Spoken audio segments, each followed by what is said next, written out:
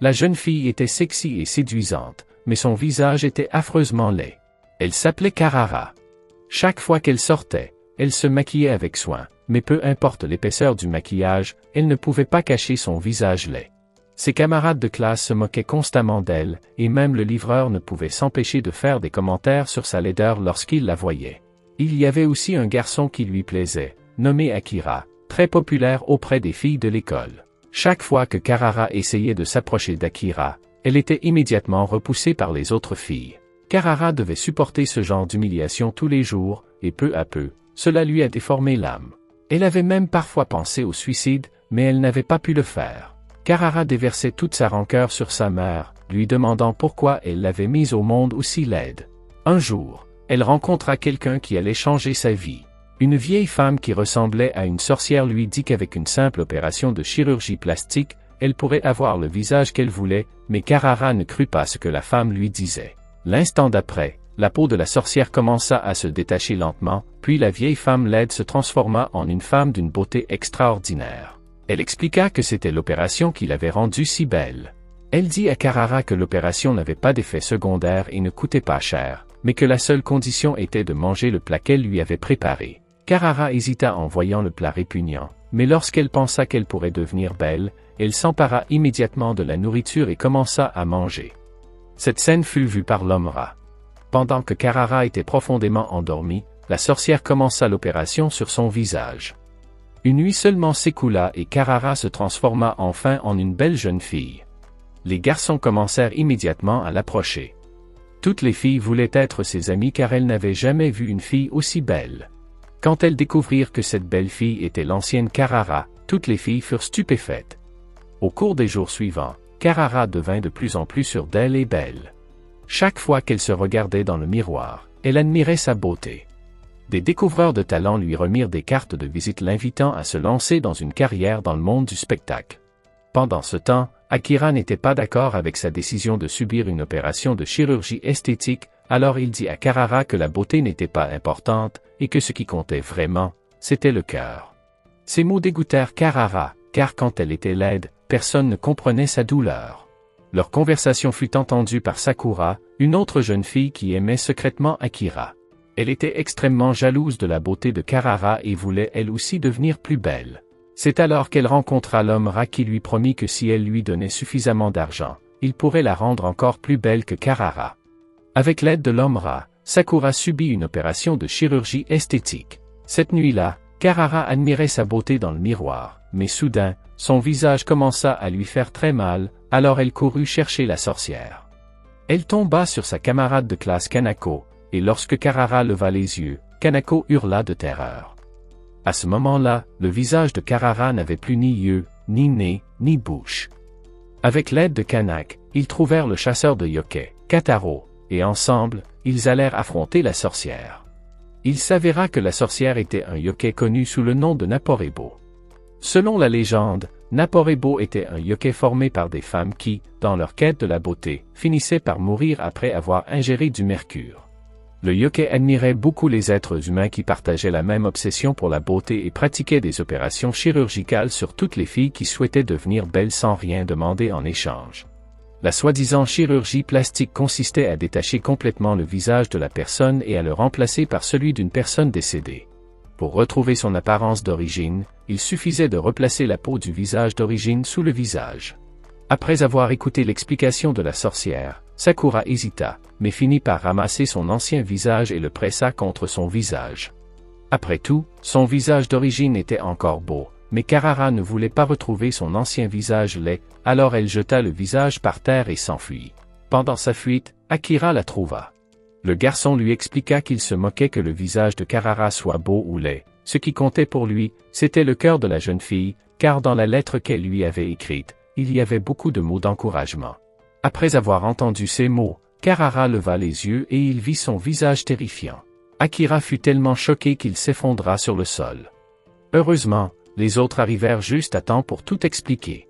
6 mois passèrent en un clin d'œil. Akira était toujours entouré de nombreuses filles, et Karara avait disparu depuis cette nuit-là.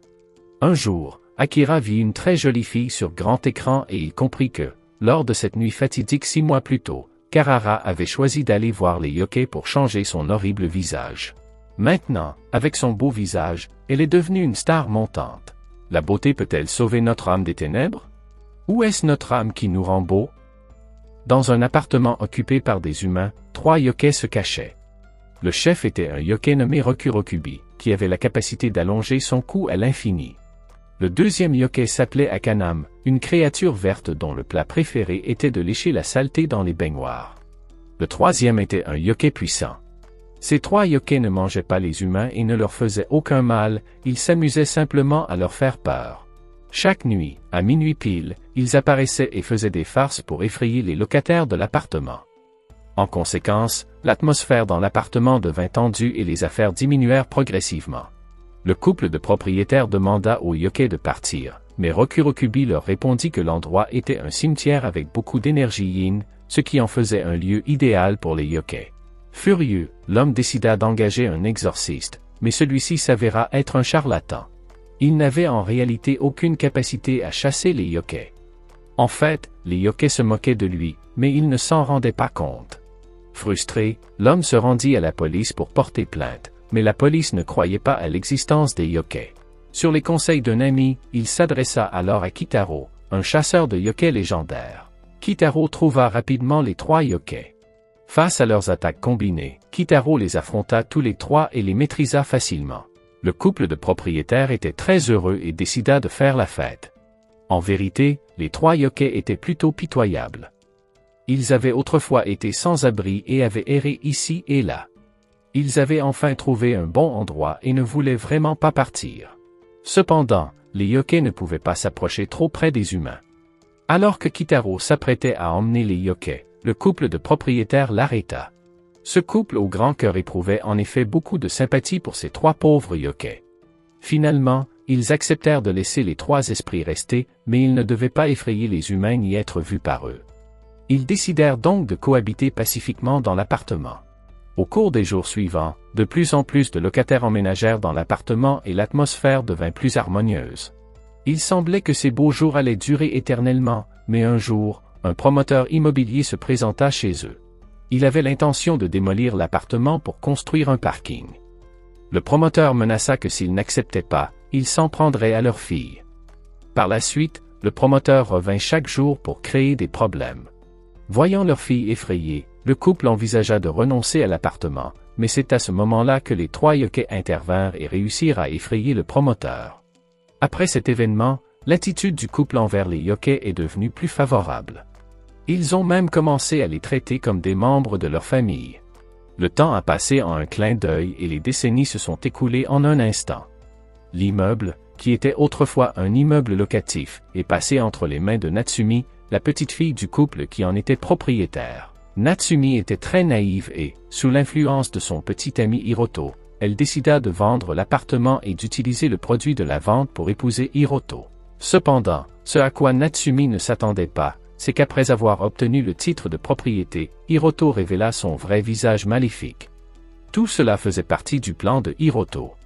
Il s'est avéré que l'entrepreneur qui s'était initialement occupé de la propriété était le grand-père de Hiroto. Hiroto s'était intentionnellement rapproché de Natsumi pour satisfaire les désirs de son grand-père. À ses yeux, Natsumi, étant une fille si naïve et si belle, était facile à tromper. Juste au moment où Hiroto pensait que son plan avait réussi, les 3 yokais, qui avaient disparu depuis de nombreuses années, réapparurent soudainement. Après avoir effrayé Hiroto, Natsumi comprit enfin la vérité. Elle haïssait Hiroto pour sa trahison, mais elle se détestait encore plus pour sa propre folie. Sans l'intervention opportune des 3 yokais, les efforts de toute une vie de son grand-père auraient peut-être été détruits par ses propres mains. Voyant à quel point Natsumi était bouleversée, Akanam la lécha avec sa langue. C'est alors que Natsumi se souvint soudainement de nombreux souvenirs oubliés. Il s'avéra que lorsque Natsumi était petite, elle avait rencontré ses 3 yokais. Lorsque ses parents étaient morts dans un accident, les 3 yokais lui avaient tenu compagnie, jouant avec elle tous les jours pour lui remonter le moral. Cependant, cela a entraîné un nouveau problème. Natsumi ne s'amusait plus avec les autres enfants humains, ce qui a de nouveau inquiété tout le monde. Son grand-père pensait que si Natsumi ne parvenait pas à vivre correctement dans le monde des humains, les conséquences seraient graves. Après tout, il ne pouvait pas s'occuper d'elle éternellement. Ainsi, pour l'avenir de Natsumi, les 3 yokai décidèrent de se cacher. Même si c'était cruel pour Natsumi, avec le temps, elle finit par les oublier. Même s'ils ne pouvaient pas rencontrer Natsumi, les 3 yokai continuèrent à la protéger en la regardant grandir en silence. Parfois, les vrais monstres ne sont pas ceux que nous croyons être. Quelle morale avez-vous préférée? Écrivez-la dans les commentaires et abonnez-vous à la chaîne pour d'autres vidéos comme celle-ci. Merci d'avoir regardé.